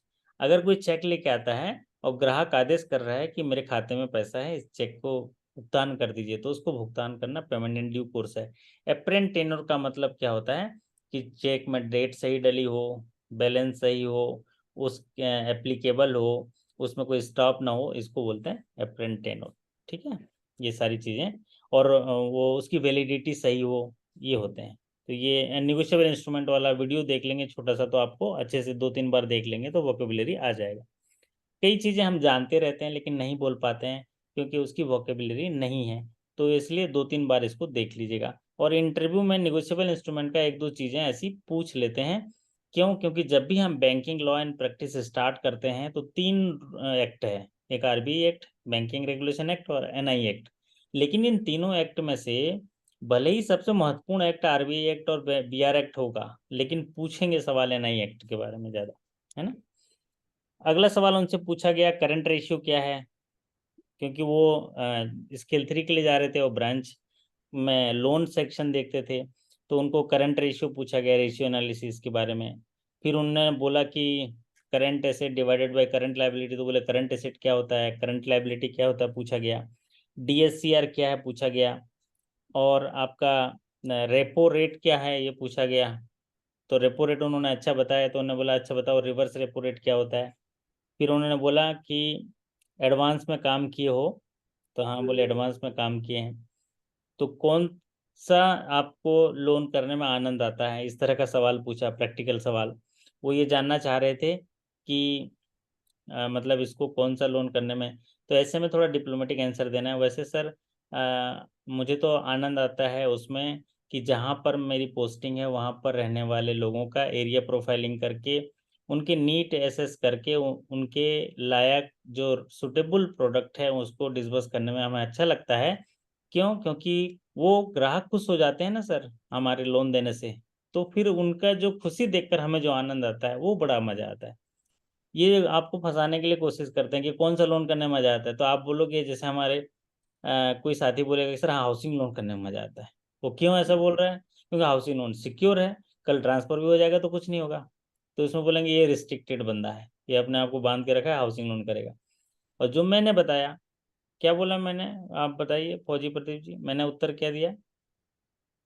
Sir area की प्रोफाइलिंग करेंगे और ज्यादातर जो जरूरत होती है एरिया के हिसाब से ही लोन करेंगे, जिससे कि कस्टमर को काफी मजा आता है, आनंद आता है, तो उनकी खुशी देखकर हमें भी मन बढ़िया। खुश होता है। तो ग्राहक के उनके नीड एनालिसिस करते हुए हम उनको उनके ज़रूरत के हिसाब से वित्त पोषण करेंगे, ताकि उनकी आजीविका बढ़ेगी, उनका जो रुझान है, जिनका उनकी जो इच्छा है उस पर काम करेंगे वो, तो उनके चेहरे पर खुशी आएगी, तो फिर हमें उनको देख के आनंद आता है सर। तो मुझे ऐसे लोन करने में अच्छा लगता है। जैसे कि हम जिस एरिया में रहते हैं किसान क्रेडिट कार्ड ज़्यादा होता है, तो किसानों को लोन देने में अच्छा लगता है सर। फिर उनको किसान के बाद उसको ट्रैक्टर लोन, ताकि उसकी आजीविका और बढ़े, खाली समय में उसको रेंट में भी करेगा। सोलर पंप देने में, सोलर लाइट, मतलब जिस जगह में रहते हैं उस जगह में, ऐसे करके एग्जाम्पल दे सकते हैं, बहुत प्रभावित होंगे। फिर साथी से और पूछा गया कि आपकी पोस्टिंग कहीं दूसरी जगह कर देंगे तो कैसा होगा। तो बोला सर ऑलरेडी मैं दूसरी जगह हूँ, मैं बिहार का रहने वाला हूँ, मैं कहीं का रहने वाला हूँ, मैं इस जगह पोस्टिंग हूँ, तो मुझे अच्छा लगता है सर कि बैंक है, और बैंक का कॉन्सेप्ट ही है कि आपका 2 साल 3 साल में ट्रांसफ़र होगा।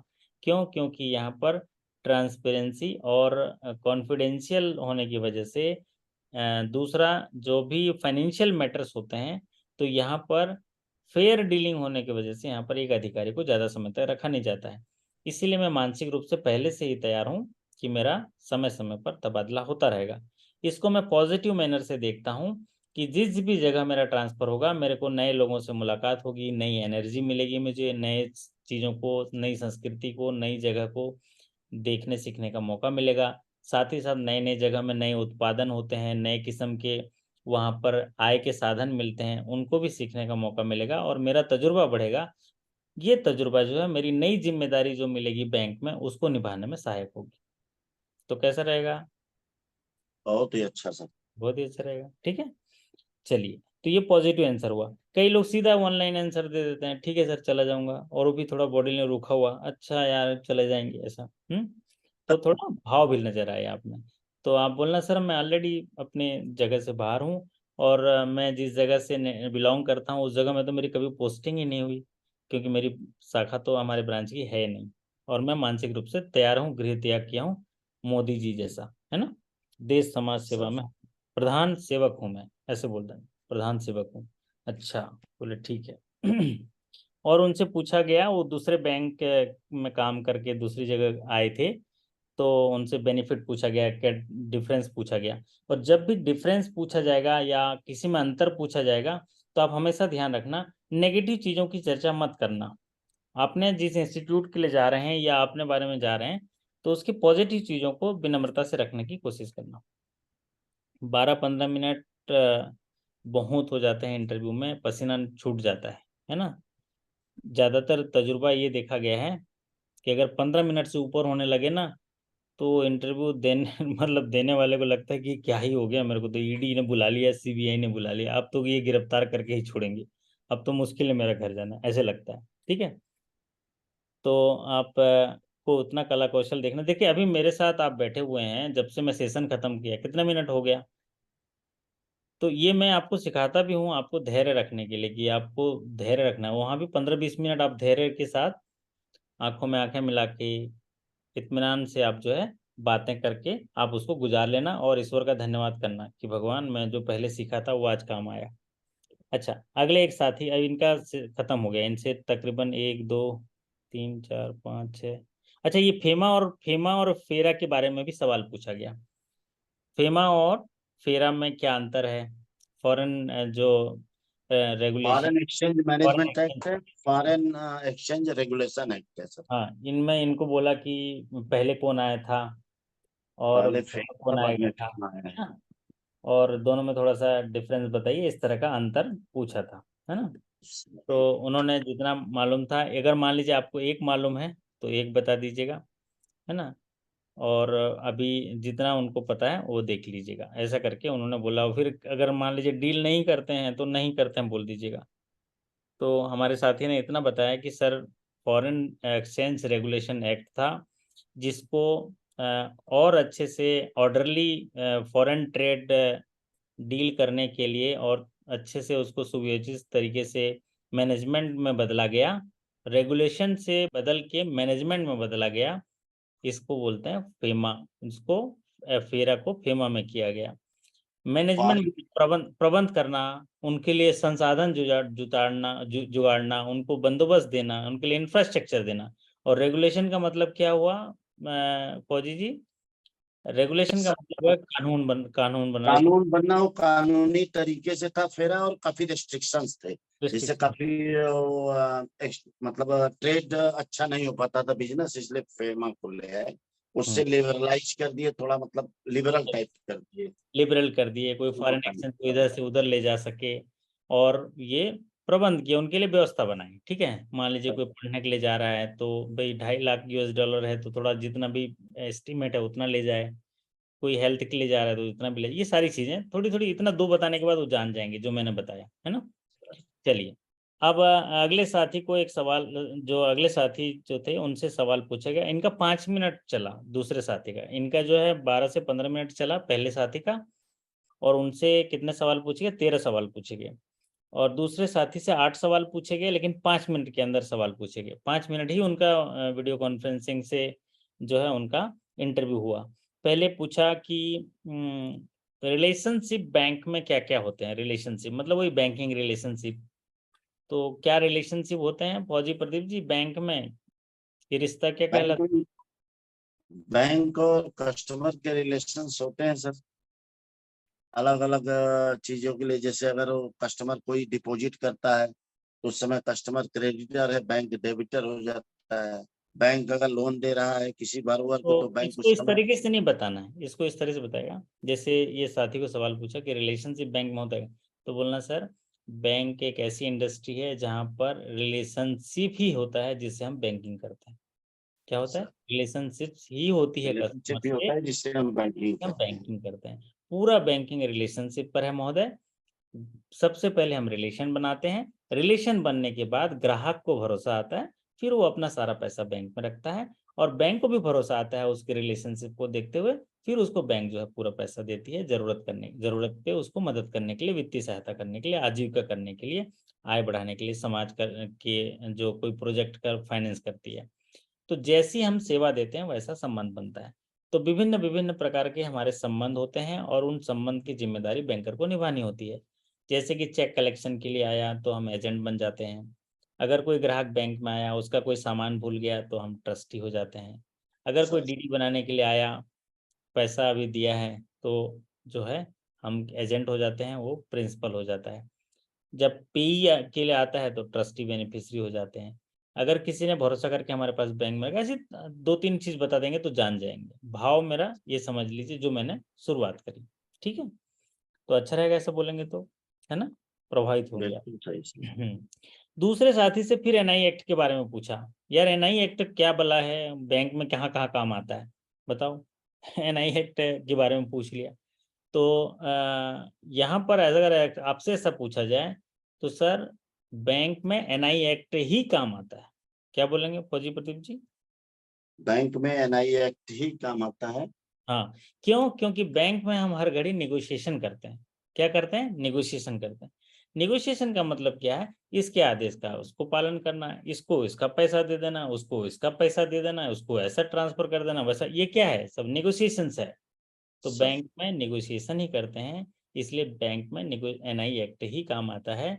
और इसके लिए निगोशिएबल इंस्ट्रूमेंट होते हैं जिसके आधार पर हम निगोशिएशन करते हैं। और उस निगोशिएशन में, निगोशिएबल इंस्ट्रूमेंट में सबसे ज़्यादा जो पॉपुलर्स होते हैं वो बिल ऑफ एक्सचेंज होते हैं, चेक्स होते हैं, डिमांड ड्राफ्ट होते हैं। ये उदाहरण के तौर पर बता देना। फिर इसको आप याद रख लीजिए, चेक की परिभाषा कौन से एक्ट में दी गई है। फिर ये सेक्शन 138, एक दो चीजें आप अच्छे बताने लग जाते हो तो जान लेते हैं। दूसरे साथी से भी फेमा पूछा गया कि फॉरेन एक्सचेंज मैनेजमेंट एक्ट के बारे में कोई 3 चीजें बताइए। फिर उनसे 138 सेक्शन के बारे में पूछा गया कि 138 सेक्शन, आप तो रिकवरी में काम किए हैं, तो आप बताइए 138 सेक्शन कितने लगाए थे, क्या होता है, कैसे लगाया जाता है, इसके प्रोसीजर का नाम बताओ।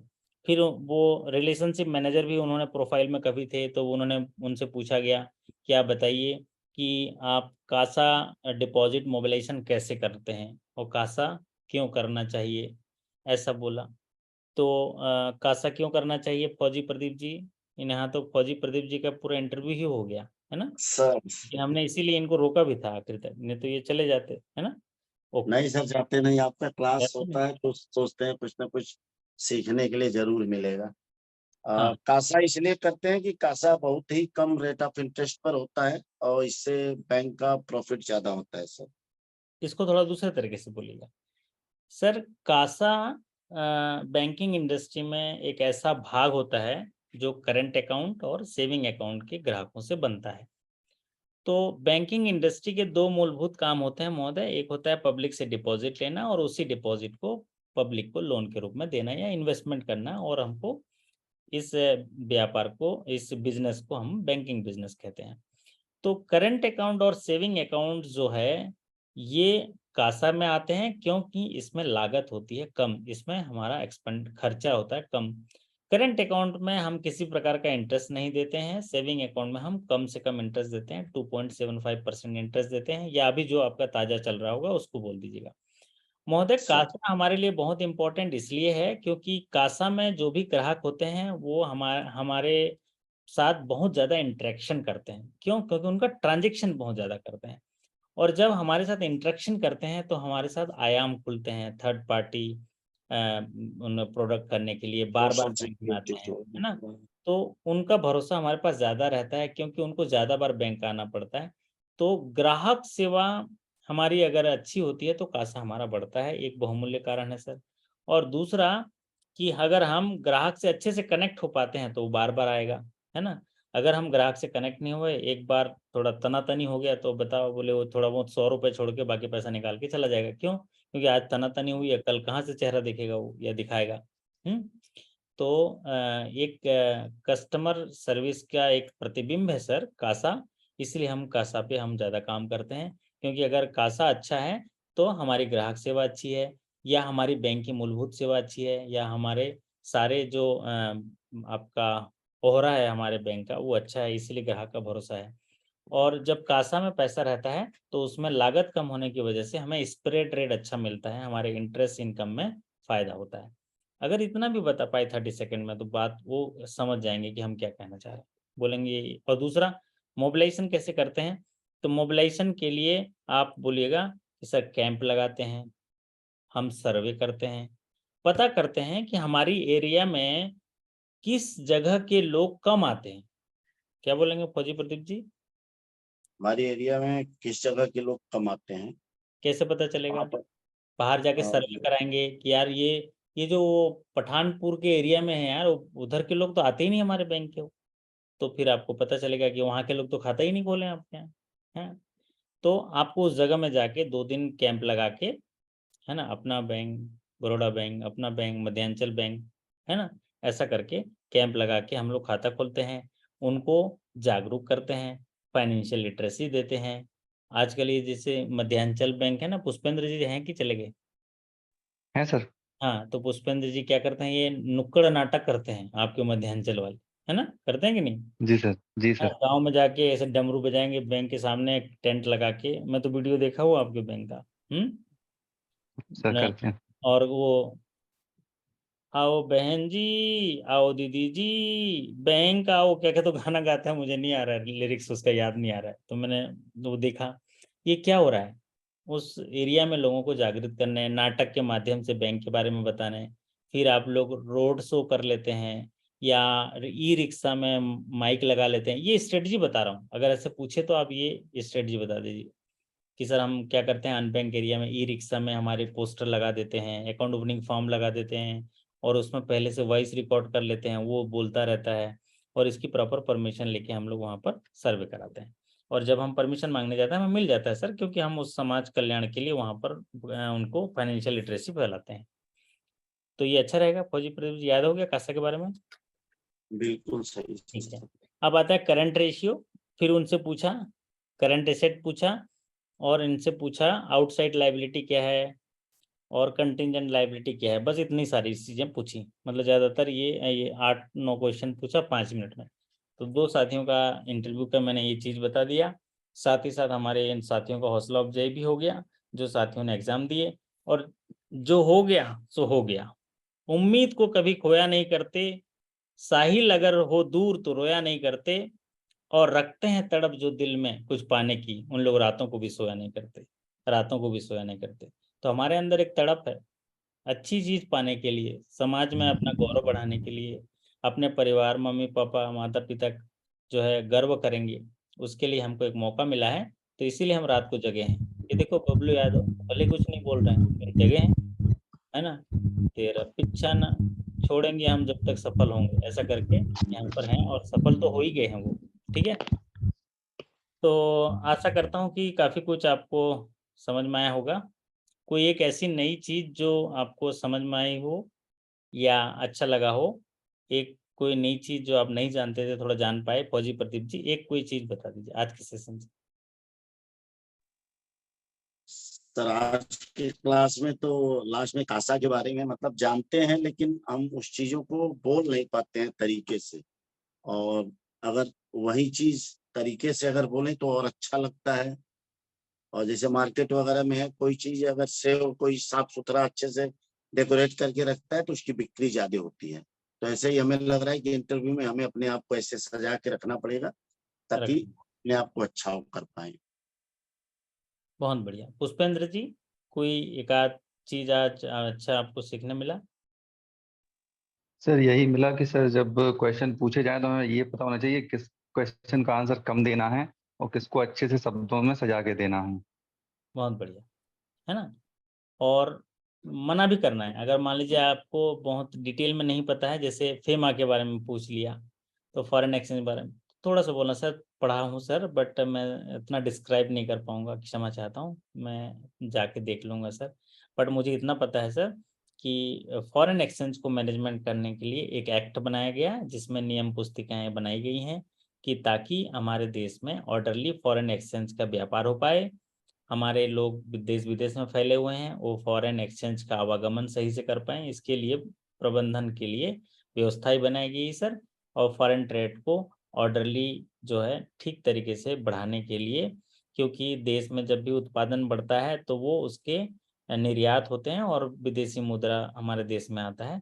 तो इसी व्यापार को, विदेशी व्यापार को बढ़ावा देने के लिए प्रबंध के लिए किए गए हैं, जिसमें लिबरलाइज जो रेमिटेंस स्कीम्स है, ये सारी चीज़ें जो हैं बताई गई हैं, ऐसा करके बोलिएगा। फिर उनके रेट्स डिसाइड किए जाते हैं, उनके सेटलमेंट, उनके क्रिस्टलाइजेशन, उनके जो बाइंग रेट, सेलिंग रेट, ये सारी चीज़ें डिसाइड की जाती हैं। महोदय इतना ही बता पाऊंगा मैं, और डिटेल नहीं बता पाऊंगा। वैसे हमारे यहाँ फॉरेन एक्सचेंज की डीलिंग भी नहीं होती है, ऐसा बोलिएगा, क्योंकि वो और सारे डिटेल पूछेंगे, अगर नहीं बता पाएंगे तो पहले ही बता दिए। ठीक है। और बाकी बेसिक तो हम आपके फॉरेन एक्सचेंज जो है आपके रिटर्न एग्जाम में भी नहीं आता है ज़्यादातर, है ना। तो इसीलिए आपसे उम्मीद नहीं है कि फॉरेन एक्सचेंज पूछा जाए। मैंने एक एग्जांपल दिया।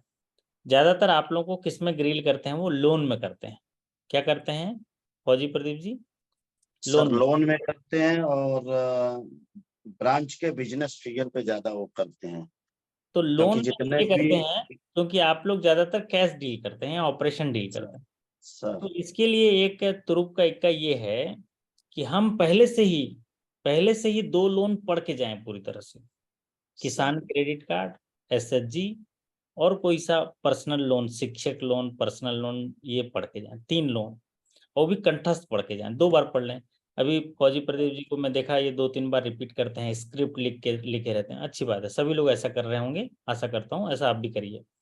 तो क्या है कि आप जानबूझ के पढ़ के जाइए, किसान क्रेडिट कार्ड पढ़ के जाइए, और आपसे जब पूछा जाए तो आप शुरू में काम में उसको मत बताइए कि मैं लोन करता हूँ, लेकिन फिर वो पूछेंगे कि आप तो लोन किए नहीं हो, कैसे लोन करोगे। नहीं सर महोदय, मैं लोन में काम नहीं किया हूँ, लेकिन शाखा में लोन होते हैं, उसको मैं देखता हूँ, ध्यान रखता हूँ, सीखता रहता हूँ सर कि इसमें क्या क्या कागज लगता है, और मैं काफी कुछ सीख भी गया हूँ। तो बोले कौन सा लोन सीख गया हो? केसीसी। तो केसीसी के बारे में पूछेंगे, धड़ धड़ धड़ धड़ बता देना, क्योंकि आप तो याद किए हो कि सर भारत कृषि प्रधान देश है, यहाँ हमारे यहाँ ज्यादातर जो जनसंख्या है 25,000 की जनसंख्या है, जिसमें से 90% लोग जो है खेती किसानी करते हैं, बाकी जो है दूसरे सर्विस सेक्टर, बिजनेस और ज्यादातर नौकरी में करते हैं, लेकिन सबसे ज्यादा 90% 95% लोगों के खेत हैं। तो उनको हम लोग क्रॉप फसल पैदावार के लिए लोन देते हैं, खसरा, 5 साला, भुइयाँ, ऋण पुस्तिका, ये सारी चीजें जो आपके डॉक्यूमेंट्स लगते हैं।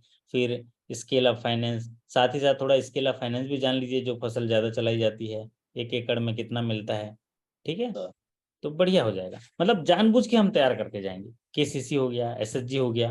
जैसे एसएचजी है, आप लोग तो इतनी बार एसएचजी पढ़े हैं कि एसएचजी को कंठस्थ बता देंगे, एसएचजी पैदा होने से लेके क्रेडिट लिंकेज तक बता दीजिए, बात खत्म हो गई, बढ़िया हो जाएगा। और सर मैं इतना जो थोड़ा मुझे विश्वास आया है कि जब मुझे मौका मिला तो मैं अच्छे से उसको कर लूँगा, और नहीं अगर समझ में आया तो अपने बड़े अधिकारियों से जाके क्षेत्रीय कार्यालय में जाके बैठ के थोड़ा सा उसको सीख भी लूँगा, ऐसा जरूर बता दीजिएगा। तो उसमें एक ट्रांसपेरेंसी दिखती है कि अगर ये अधिकारी बन भी गया है तो ये एक कोना खोल के रखा है इसने, कि अगर इनको समझ में नहीं आए तो रीजनल ऑफिस में जाके बैठ के एक्सपर्ट बंदे से पूछ लेगा या क्रेडिट ऑफिसर से करवा लेगा काम, है ना। इसको बोलते हैं कोलैबोरेशन। वैसे बड़ौदा यूपी बैंक में सर 70 लोगों का इंटरव्यू एक दिन में कर रहे हैं, तो 35 का बैच बना के। 5 मिनट 6 मिनट होगा। 5-6 मिनट, बस 5-6 मिनट। तो इसमें क्या होता है, कई बार अच्छे कैंडिडेट को नुकसान भी होता है, और किसी को फायदा भी होता है ना। तो फिर भी चाहे सिचुएशन कैसा भी हो, मैंने बताया ना, हर हाल में, हर साल में, हर काल में, हर ख्याल में सफलता हमको पाना है साहब, जिद है, हम तो पाना है, ठीक है। और मिलेगा, क्योंकि आप हमारे साथ जुड़े हैं और सीख भी रहे हैं चीज़ों को। अगर आपको 5 मिनट का भी समय मिले ना, अगर आप इतने सारे एनर्जी में मेरे साथ रहते हो जाते हैं, तो आप उनमें से 10वां हिस्सा भी कह देंगे ना, तो आप जरूर सफल होंगे। और पिछले समय में जो है आप रहेगा, 15 मिनट इंटरव्यू होता है तो कैसा रहेगा, अच्छा रहेगा मनीष जी। 15 मिनट इंटरव्यू में आप अपनी बातें अच्छे से रख पाओगे, लेकिन 15 मिनट भी बड़ा कठिन होता है। 15 मिनट का इंटरव्यू मतलब, है ना, 15 मिनट में तो 15 सवाल कर देंगे वो। इंटरव्यू के एक प्रश्न का उत्तर जो है 30 सेकेंड 1 मिनट में होता है, तो 15 मिनट इंटरव्यू मतलब 15 सवाल। तो उसमें 15 में से सारे सवाल का जवाब नहीं दे पाए, तो जिसका नहीं दे पाए तो 10 सेकंड में ही चला गया, 5 सेकंड में ही चला गया दूसरे सवाल पे, है ना। ये बात है। 15 मिनट इंटरव्यू हुआ है तो ये समझ लो कि इंटरव्यूअर आपसे बात करना चाहते हैं, थोड़ा सा आपको और निहारना चाहते हैं, आपके अंदर और थोड़ा देखना चाहते हैं, है ना। पूरे साल में जो काम किया है अगर अच्छा किया है तो उसका इम्पैक्ट पड़ता है, जरूर पड़ता है। 3 चीजें हैं आपके शाखा में, अगर बेहतरीन कार्य हुए हैं पिछला, है ना, आपके यहाँ अचीवमेंट है, रिव्यू मीटिंग वगैरह में तालियां बजी हैं, तो इमेज में रहता है वो उनके। ब्रांच के बारे में कोई नेगेटिव हो तो भी कभी कभी नुकसान हो जाता है, जबकि आप अच्छा काम किए हो, क्योंकि ब्रांच जो है नेगेटिव है। तो ऐसे कंडीशन में आपको थोड़े एक्स्ट्रा एफर्ट्स करने होंगे, अपने एफर्ट्स के बारे में बताने के लिए, अपना पक्ष रखने के लिए, अपना दलील रखने के लिए। तो ठीक है, आज हो गया है काफ़ी रात, अब करेंगे कल मुलाकात, और फिर करेंगे ढेर सारी इंटरव्यू पर बात। और आपसे मैं आशा करता हूं कि आप भी दोगे मेरा साथ। तो विदा लेते हैं आज की रात। कैसा रहा ये मेरा बात? बहुत ही शानदार, जबरदस्त, है ना? कैसे आज, क्योंकि आज फौजी प्रदीप जी ने बहुत ही अच्छे से बयां किए अपने जज्बात। तो विदा लेते हैं आज की रात। Thank you so much. आपके अच्छे कार्य निष्पादन, बेहतर स्वास्थ्य, शानदार सफलता की कामना करते हैं। कल फिर इसी तरह जब भी सेशन आपको अनाउंसमेंट मिलेगा, नोटिफिकेशन मिलेगा, तो आप लोग जुड़ जाइए। 1 घंटा रात में ऐसे सीखने की कोशिश करते रहिए, आपका जीवन सफल हो जाएगा। Thank you so much. Good night. Thank you sir.